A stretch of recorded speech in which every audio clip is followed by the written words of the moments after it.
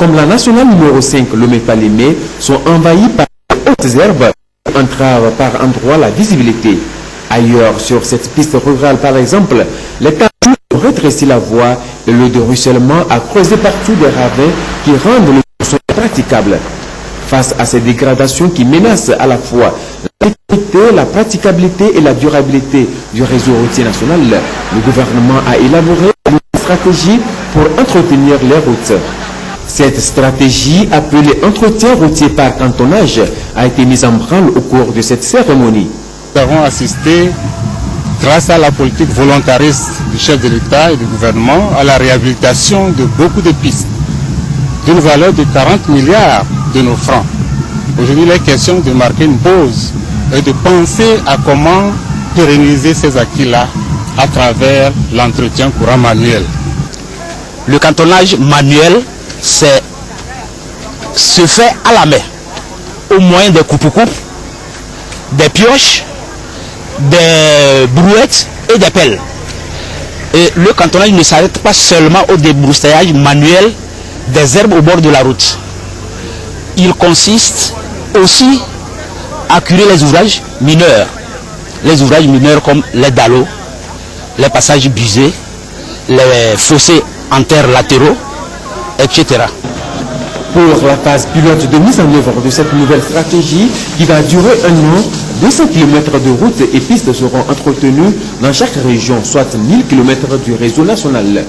Pour le ministre des Infrastructures et du Transport, Nissa Oignon Femme, il est question de mettre en harmonie la politique sectorielle de l'État en matière d'infrastructures routières avec les grandes orientations stratégiques dans le domaine du développement économique et social et partant de réduire la pauvreté tant en milieu rural qu'urbain.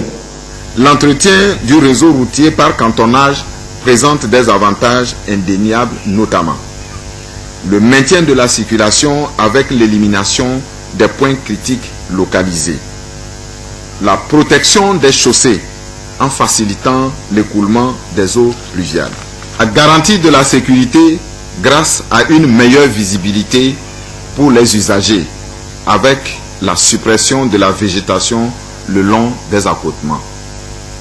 Au plan social, le cantonnage est porteur d'emploi.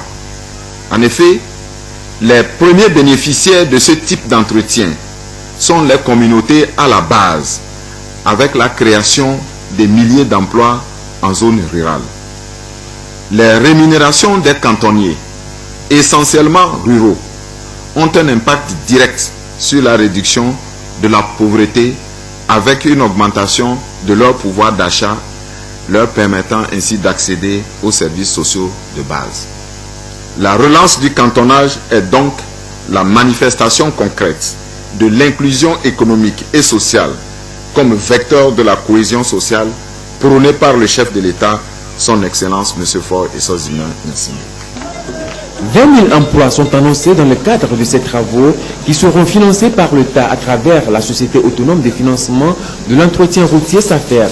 Sur le terrain, l'entretien sera exécuté par les comités villageois de développement CVD qui vont recruter des cantonniers dans chaque localité. Les contrats de prestation de services entre le gouvernement et 4 comités villageois de développement de la région des Plateaux ont été signés. Ces CVD ont reçu du matériel pour le démarrage effectif des travaux. Concernant le cantonnage qui parle d'infrastructures routières, nous sommes très fiers parce que ça fait longtemps, ce sont les communautés qui travaillent. Quand les routes sont en état de dégradation, ce sont les communautés. Et maintenant que le gouvernement a pris l'initiative d'accompagner les CVD, vraiment ça nous ravit. Nos routes sont tellement gâtées. Il faut qu'on répare ça. Donc comme le gouvernement et le président de la République nous ont lancé ce cantonnage, nous sommes tellement satisfaits de ça et nous sommes prêts pour le faire jusqu'à la fin. L'entretien routier par cantonnage a existé au Togo depuis l'époque coloniale. Il a fait ses preuves selon le directeur général des travaux publics et le préfet de Cloto qui ont appelé les bénéficiaires à mettre tout en œuvre pour la réussite de la phase pilote. Réussite qui déterminera la généralisation et la pérennisation de la stratégie d'entretien routier par cantonnage. Et ce processus de développement entamé par l'État togolais dans le secteur de la construction et de l'entretien routier a désormais des atouts. Il s'agit des étudiants en génie mécanique et génie civil qui viennent de finir leur formation au Centre régional de formation pour entretien routier CERFER. Le compte rendu de la remise des diplômes avec Rachel Aou.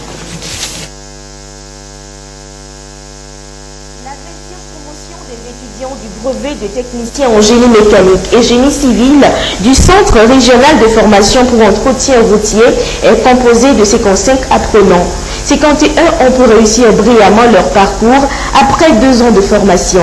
C'est leur bravoure au travail qui est salué ici par cette séance de remise d'attestation. Je suis animé ce soir par un sentiment de joie et on remercie en tout cas les serveurs, les formateurs, le gouvernement togolais pour la formation et la qualité de la formation que nous avons reçue ici. On remercie en tout cas tout le monde pour la cohésion et vive le conseil de l'entente. Je vais travailler en génie civil, plus précisément route et bâtiment. J'invite mes amies filles de venir à la formation car j'étais seule dans ma classe. La tâche assignée au CERFER est de former des techniciens compétents, capables de construire, suivant les règles de l'art, un réseau routier adapté aux besoins réels des usagers et maintenir sur ces réseaux routiers un niveau de service de qualité. La mission est parfaitement remplie, vu le fort taux de réussite. Que ce soit en génie mécanique qu'en génie civil, nous avons 95% de réussite. C'est parce que nous sommes un centre d'excellence que nous n'avons pas 100%. Les 4 qui sont recalés pour les 2 génies, ils ont tous 11 de moyenne. De chez nous, c'est 12 que nous comptons, c'est pour ça qu'ils ont été décalés. Le Centre régional de formation pour entretien routier CERFER forme aussi en brevet de technicien supérieur. D'autres catégories de métiers seront disponibles à partir de l'an prochain, notamment le métier du chemin de fer, et la possibilité sera donnée à un plus grand nombre de personnes de bénéficier de la formation disponible pour tous les pays membres du Conseil de l'Entente. Les innovations dans le secteur routier ne feront que renforcer les bons points que récolte le Togo en matière de développement. Et depuis ce matin, notre pays a obtenu une excellente position en matière d'application des lois et décrets communautaires. C'est ce qui ressort de la 2e revue annuelle du processus d'intégration régionale de l'UEMOA. Sonia Miniko, Carmen Madji, Akato. En octobre 2013, à la conférence des chefs d'État et de gouvernement de l'Union économique et monétaire ouest-africaine UEMOA, il a été institué une revue annuelle pour évaluer la mise en œuvre des réformes dans les 8 pays membres de l'Union. L'édition 2014 a indiqué que l'état général de mise en œuvre des réformes dans l'Union est moyen, avec un taux de 59% des directives de l'UEMOA et un taux d'application des tests communautaires estimé à 50%, avec une disparité selon les États membres. L'on est aujourd'hui à la 2e revue du processus d'intégration régionale au Togo. Des experts de l'UEMOA sont donc allumés pour faire le point sur l'état d'exécution des recommandations de 2014 et revisiter les engagements pris par les autorités togolaises. Spécifiquement concernant le Togo, c'est un état de transposition et d'exécution moyen des réformes concernant, disons, l'évaluation de 2014. Il y a des projets d'infrastructure, les transports et communications, il y a aussi des projets d'agriculture, il y a des projets dans le domaine de l'enseignement, des projets dans le domaine de la culture, des projets dans tous les domaines. Toute une semaine donc pour passer en revue ce qui est fait par le Togo après la revue de juillet dernier. Des recommandations seront faites à l'issue de cette rencontre. Elles seront alors soumises à l'appréciation du ministre d'État, ministre de l'économie et des finances et du président de la commission de l'UEMOA, puis au Premier ministre. La diffusion des technologies de l'information et plus spécifiquement d'Internet dans les économies des pays offre de nouvelles opportunités sur plusieurs plans et l'on est même tenté de dire aujourd'hui que l'économie numérique peut être un nouveau levier de croissance. Son impact sur le développement des pays dans ce dossier de Arnaud Kiliou et Carmen Madji. À l'instant l'instar de la révolution industrielle du XVIIIe siècle qui permit aux États de se développer, on parle aujourd'hui de l'ère de l'économie numérique. Les technologies de l'information et de la communication sont incontournables dans tous les secteurs d'activité parce qu'elles permettent un gain de temps et une célérité dans le traitement des informations et des affaires. Il est essentiel que la population, le maximum de la population apprenne à se servir de l'ordinateur. Dans certains pays, par exemple, les paysans, on apprend aux paysans à se servir d'Internet. Parce que quand ils produisent le maïs, leur récolte en général, personne ne peut venir les tromper parce qu'ils peuvent consulter les marchés pour savoir le prix du jour. Ils peuvent consulter Internet pour voir la météo. Donc toutes les prévisions météorologiques sont en ligne. Il y a beaucoup d'informations que même le paysan, beaucoup d'informations auxquelles le paysan peut avoir accès justement pour améliorer ses conditions de travail. Il n'y a pas un seul secteur qui ne va pas être impacté positivement par l'économie numérique. L'éducation, la santé, le commerce, les services financiers et l'action gouvernementale. Encore faudra-t-il que la majorité de la population dispose d'un ordinateur et d'une connexion Internet pour soutenir la croissance. Au Togo, des projets ambitieux sont en cours de réalisation, notamment le gouvernement électronique, e-gouvernement, qui est entré dans sa phase active depuis le 12 mars 2015. Au niveau de l'administration, il va avoir un impact important sur la productivité. Lorsque les projets e-administration vont être exécutés, vous allez remarquer qu'il y aura un impact très important sur la productivité des travailleurs de l'État. Donc, au niveau de l'enseignement également, de plus en plus, l'homme va étudier en n'étant pas assis dans une classe ou dans un amphi.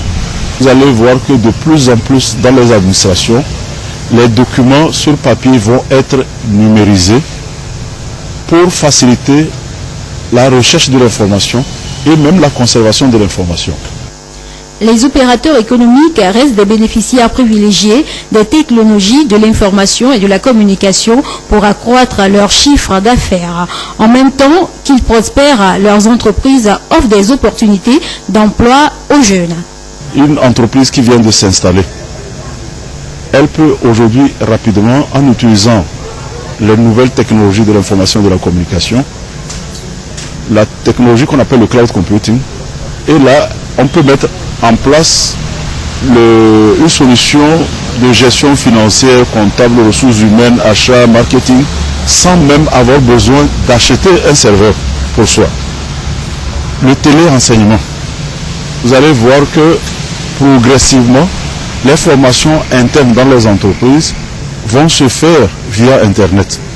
C'est essentiellement création d'emplois pour les jeunes et croissance économique accélérée.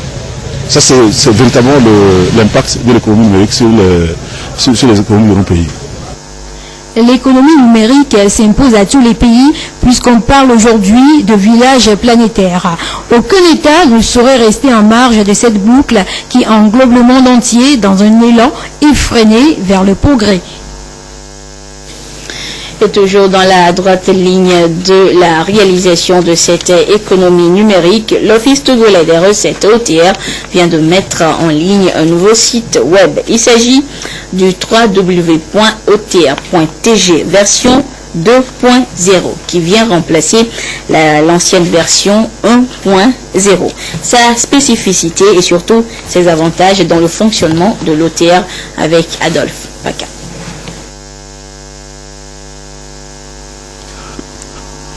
2.0, c'est la nouvelle version du site web de l'Office togolais des recettes, www.otr.tg. Elle vient en lieu et place de la version 1.0 qui est créée depuis février 2014 et est restée très limitée, fonctionnant avec des liens vers les anciens sites web de la douane et des impôts. Très pratique pour les visiteurs, ce nouveau site est alors une fusion de l'existant avec des innovations. Ce site 2.0, il a pour objectif d'abord d'unifier l'information sur l'OTR, que aussi bien les informations relevant de la douane que ceux relevant des impôts puissent se retrouver sur le même site, de pouvoir offrir au public un site dynamique un site convivial et un site informatif en même temps. De la version 1.0 à la version 2.0, ce sont l'efficacité, l'efficience et la satisfaction qui font la différence avec un contenu diversifié dans une plateforme en 7 zones. Nous avons conçu ce site dans l'objectif vraiment d'être en contact, d'être en ligne avec nous. Donc on donne suffisamment d'informations, les avis, nous communiquer, l'actualité sur OTR et le suivi surtout permanent de ce que l'OTR fait et pour les partenaires, pour les contribuables et partager cette vision ensemble. L'OTR est arrivé à cet outil stratégique et innovant après une enquête préalable réalisée auprès du public cible. 55% des visiteurs sur la page OTR cherchent à comprendre son fonctionnement. 30% recherchent l'actualité et 15% pour simple curiosité. www.otr.tg version 2.0 on montre attente avec des perspectives comme le e-gouvernement pour permettre aux contribuables d'effectuer les déclarations, les paiements et la consultation des comptes en ligne. Pour venir en aide aux jeunes entrepreneurs, il a été créé le Fonds d'appui aux initiatives économiques des jeunes FAEJ. Et cette semaine, c'est une formation axée sur le domaine de la charcuterie qui est ouverte à l'endroit de jeunes porteurs d'idées d'entreprise dans le secteur. Silver Abdou.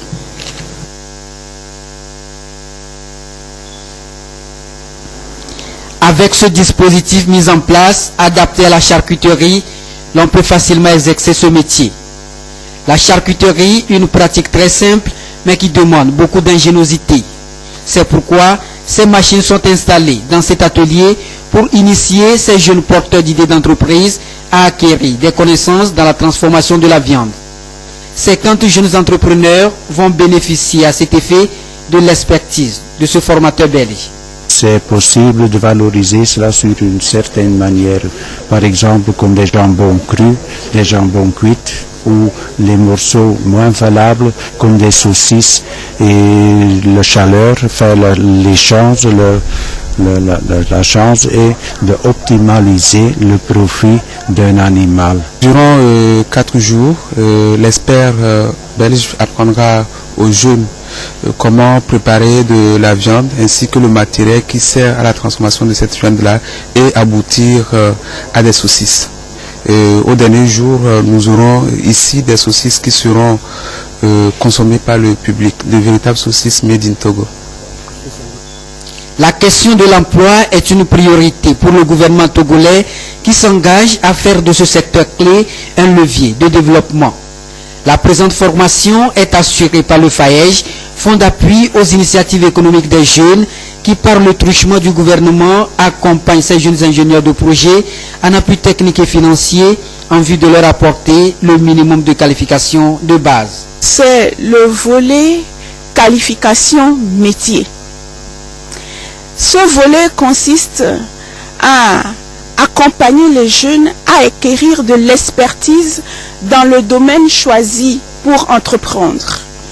Il s'agit des jeunes qui ont choisi la production animale, élevage, production avicole, piscicole, tout type de production animale, et donc leur transmettre un savoir-faire, comme l'a dit l'expert, dans la technologie de la viande, pour ajouter de la valeur à la production initiale et donc avoir des entreprises qui s'inscrivent dans une dynamique de création de richesse et création d'emplois. Les meilleurs qui seront retenus à l'issue de cette formation bénéficieront d'un accompagnement du FAEJ pour mieux s'insérer dans la vie socio-professionnelle. Les acteurs impliqués dans la question d'adaptation au changement climatique sont en session depuis ce matin à Lomé pour faire le point de la phase préparatoire du projet de planification nationale d'adaptation à ces changements climatiques. Les forces et faiblesses qui seront dégagées leur serviront d'orienter l'élaboration d'un nouveau plan opérationnel, et ceci en vue de mettre en œuvre des solutions d'adaptation pratiques, pertinentes et efficientes aux principaux défis à relever face à ce phénomène devenu mondial. Les précisions avec Dodo Waré et Christine Petit-Kialodé. Les changements climatiques entraînent de graves conséquences sur le développement des pays. Pour y faire face, le Togo a inscrit la question des changements climatiques dans la planification du développement et de la budgétisation. Et c'est à travers le Plan national d'adaptation au changement climatique, PNA, lancé en mars 2014. 18 mois après, les acteurs font une évaluation en vue du lancement d'une nouvelle phase de ce plan. Nous avons amorcé une série de renforcement de capacités, et aujourd'hui, dans la seconde phase qui va suivre, nous avons capitalisé les études de vulnérabilité qui ont été faites dans le cadre de la troisième communication nationale, et nous allons désormais vers l'élaboration d'un plan national d'adaptation au changement climatique. Le Togo se trouve à une étape charnière de son processus PNA. Il a déjà mis en place un comité technique de coordination du plan national d'adaptation. Pour la prochaine phase, le Togo a toujours le soutien de l'Allemagne à travers le GIZ. La prochaine phase est orientée plutôt comme un document de référence qui doit guider les autres ministères sectoriels dans leur planification et dans leur budgétisation. Avec l'intégration des questions des changements climatiques dans les politiques et programmes de développement, chaque secteur vulnérable va mieux organiser et programmer des réponses appropriées qui peuvent déboucher sur des solutions durables. Une génération sans sida à l'horizon 2030. Cela est possible au regard des chiffres enregistrés ces dernières années. La baisse des décès liés au sida de 40% depuis 2004, et en 15 ans, l'infection au virus a régressé de 35%. Une bonne nouvelle qui, pour le secrétaire général de l'ONU, Ban Ki-moon, sonne comme la victoire d'une bataille dans la grande guerre contre le VIH-Sida. C'est le secrétaire général de l'ONU qui a tenu à l'annoncer. Une génération sans sida, c'est désormais envisageable, possible à l'horizon 2030 si la communauté internationale ne relâche pas ses efforts. Car le nombre de nouvelles infections a chuté, moins 35% en 15 ans. Lui, chez les enfants, il s'est effondré, moins 60%. Autre bonne nouvelle, désormais on vit plus longtemps avec le sida. Après le pic de 2004, le nombre des décès a baissé de 40%. Des bons résultats qui s'expliquent par une meilleure prise en charge des malades. Les thérapies antirétrovirales sont de plus en plus abordables et efficaces, même en Afrique qui reste de loin le continent le plus touché. Mais pour mettre fin à l'épidémie, on nous prévient, il faudra beaucoup d'argent, 29 milliards d'euros par an minimum dans les prochaines années. Les échos du Tour cycliste de France, le Britannique Christopher conserve le maillot jaune, mais son outrageuse victoire hier dans la 10e étape fait émerger la toute première grande polémique de ce Tour. Qu'y a-t-il dans les 3 caravanes automobiles de l'équipe britannique, des bus à plus d'1 million d'euros dans lesquels se réfugient les coureurs au détriment des hôtels, et d'aucuns penseraient même que ces coureurs pourraient se doper dans ces bus. Regardez. Difficile de ne pas les voir sur le parking de cet hôtel. 3 énormes bus de l'équipe Sky qui font polémique depuis plusieurs jours. Qu'y a-t-il à l'intérieur de ces maisons ambulantes? Impossible de le savoir jusqu'alors. Les vitres sont teintées et l'accès y est impossible. Seuls indices, c'est quelques photos prises par des membres de l'équipe Sky. Des chambres spacieuses dans lesquelles dorment les membres de l'encadrement. Mais ces chambres n'expliquent pas à elles seules le coût des véhicules, 1,5 million d'euros. La rumeur enfle depuis plusieurs jours, il y aurait d'autres équipements dans ces bus. La rumeur fait état de chambres à hypoxie qui reproduisent les conditions d'altitude pour enrichir le sang. Si c'est le cas, où est l'équité sportive? Alors je pose la question, qu'est-ce qu'il y a dans ces bus? Des suspicions alimentées par les performances de Chris Froome hier. Une cadence infernale dans les Pyrénées, sur des pentes à plus de 8%. En une accélération dévastatrice, le maillot jaune a relégué ses adversaires loin derrière et jeté le doute parmi les spectateurs. Elle s'est posé des questions. Honnêtement. Ça nous rappelle un certain Lance Armstrong. Voilà. Il faut le dire. Quand il a démarré dans la côte comme ça brutalement, même en étant professionnel, vous avez vu, il a semé les autres qui sont aussi professionnels et qui sont des grimpeurs aussi. Face à ces interrogations, le maillot jaune est sorti aujourd'hui de sa traditionnelle réserve. Mais que ces gens viennent nous voir, nous entraîner et voir comment on travaille dur, 9 mois par an, parfois de 6 h du matin à 22 h, pour être dans les meilleures conditions. L'équipe Sky a promis aujourd'hui qu'elle était prête à ouvrir les portes de ses bus afin d'ôter quelques doutes sur son coureur. Et puis le président de l'Union musulmane du Togo a le plaisir d'informer la communauté musulmane que la fête de Ramadan sera célébrée le vendredi 17 juillet 2015 sur toute l'étendue du territoire national. À l'ONU, la prière de cette fête se déroulera au stade de Kégué et dans les quartiers environnants à partir de 9 h. Et quant à l'intérieur du pays, la dite prière se déroulera aux lieux habituels et à la même heure. Et c'est sur cette information que se referme cette édition. Merci à vous qui l'avez suivi ou que vous soyez grâce à la télévision togolaise. Tout à l'heure, vous retrouvez votre magazine hebdomadaire, Le Contribuable. Et à 22 h 30, vous serez en compagnie de Isidore Koubatine pour la dernière édition du journal. Au revoir.